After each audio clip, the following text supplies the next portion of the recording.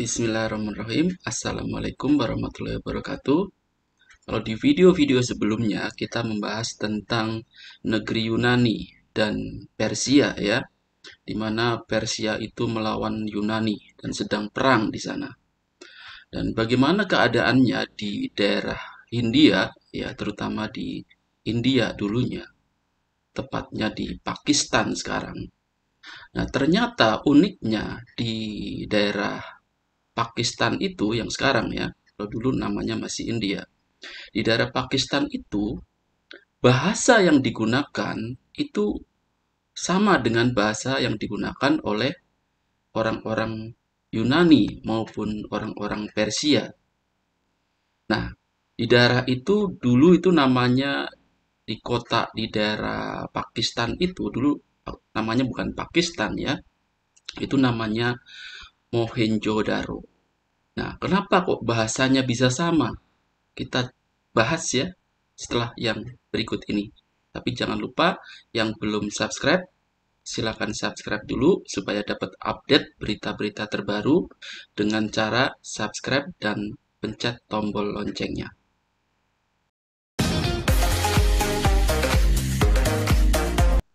Oke, dari peradaban yang ada di Yunani dan Persia, nah ternyata di daerah India itu juga tidak kalah menarik ya dengan yang ada di Persia maupun yang ada di Yunani.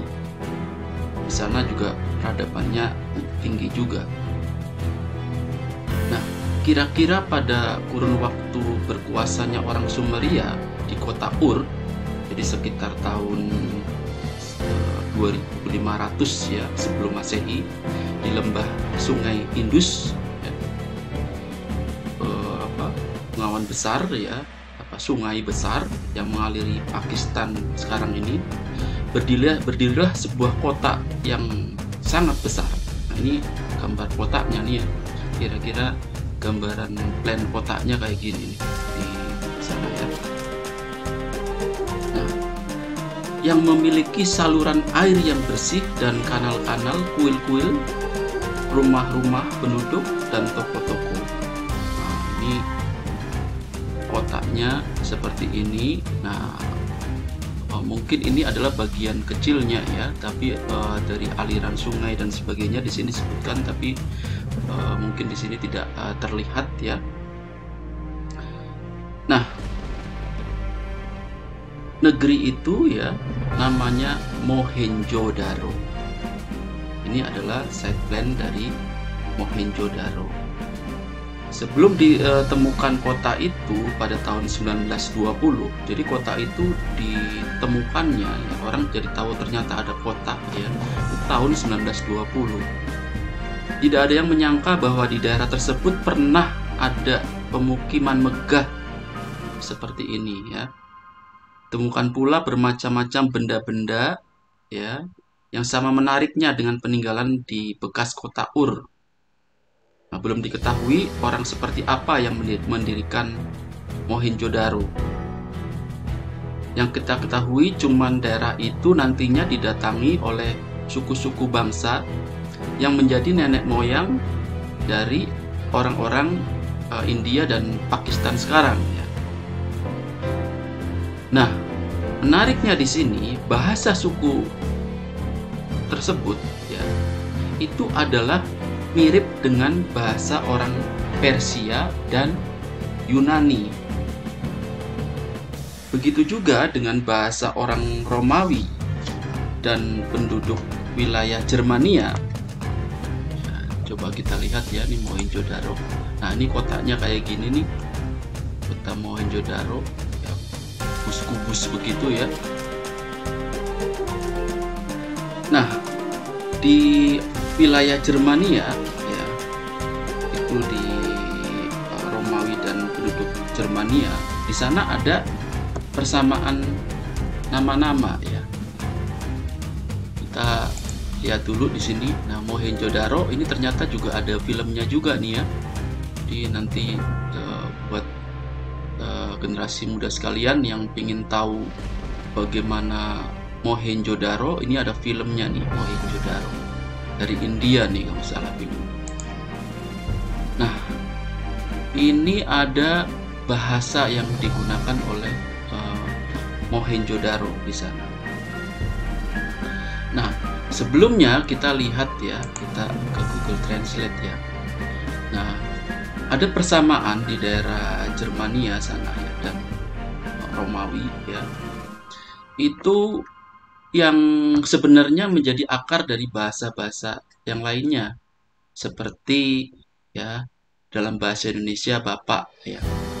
Nah, kata Bapak sendiri, oke, sebelum bahas ke yang bahasa yang mirip-mirip yang lainnya ini ya, di kata Bapak itu sendiri di Indonesia dulu tidak dikenal ya, tidak kenal kata Bapak ya. Dulu masih menggunakan bahasa Jawa ya, Simbo dan Pak Le atau apa gitu-gitu ya. Jadi kata Bapak ini adalah kata baru ya, istilah baru. Bapak Ibu itu adalah istilah baru dari bahasa Indonesia yang sekarang ini setelah Indonesia merdeka. Hari ini digunakan untuk mengadopsi ya, mengadopsi. Kalau dalam bahasa Inggris ada Mr. dan Mrs. ya, maka di Indonesia pun dibuatlah istilah Bapak dan Ibu. Nah, sebelumnya, sebelum kita merdeka, kita belum mengenal tuh kata Bapak atau Ibu.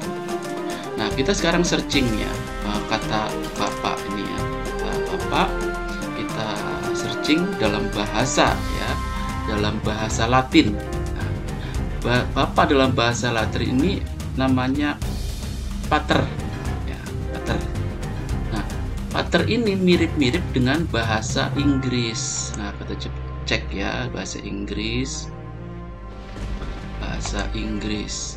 Nah, pater tadi kalau bahasa Latinnya pater, bahasa Inggrisnya father. Nah, ada ar semua, pater gitu ya. Nah, di dalam bahasa Jerman pun begitu. Bahasa Jerman nih, kita coba lihat ya. Kita lihat bahasa Jerman. KHIJ. Nah, ini Jerman. Nah, Bapak bahasa Jermannya itu father. Pater. Nah, ini mirip-mirip ya. Nah, coba kita cek lagi dalam bahasa Yunani ya, Yunani. Oke, kita cek bahasa Yunani. Nah, ini kita cek. Nah, ini Bapak di bahasa Yunani ini menggunakan huruf Yunani ya. Tapi di sini kita lihat coba terjemahan bahasa abjadnya ya. Pateras. Ini mirip-mirip nih, hampir sama ya. Nah, demikian juga dengan bahasa Latin ya, bahasa Latin. Tadi udah belum ya bahasa Latin ya.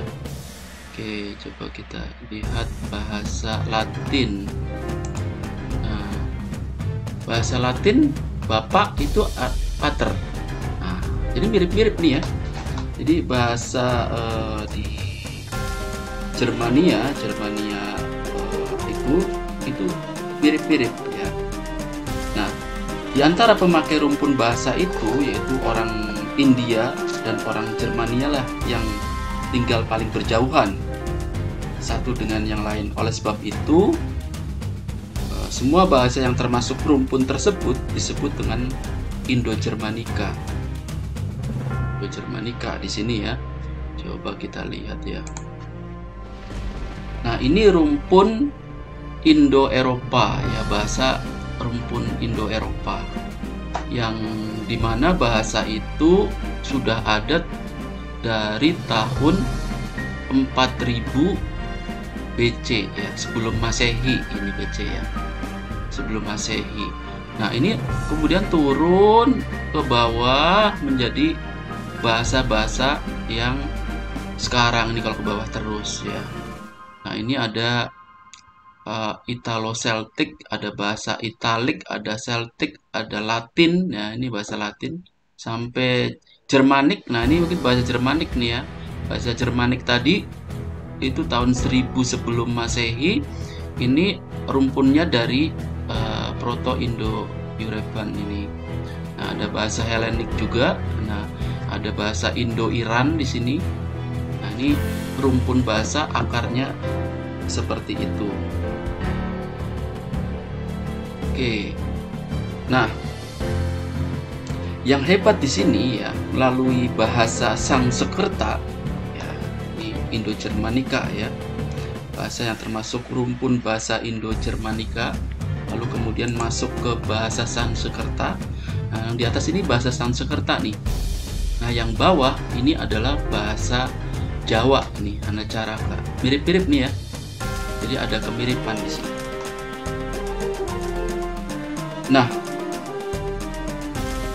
melalui bahasa Sanskerta ini ya, bahasa sastra Hindu kuno yang sangat mempengaruhi bahasa Jawa kuno, ya bahasa Jawa kuno.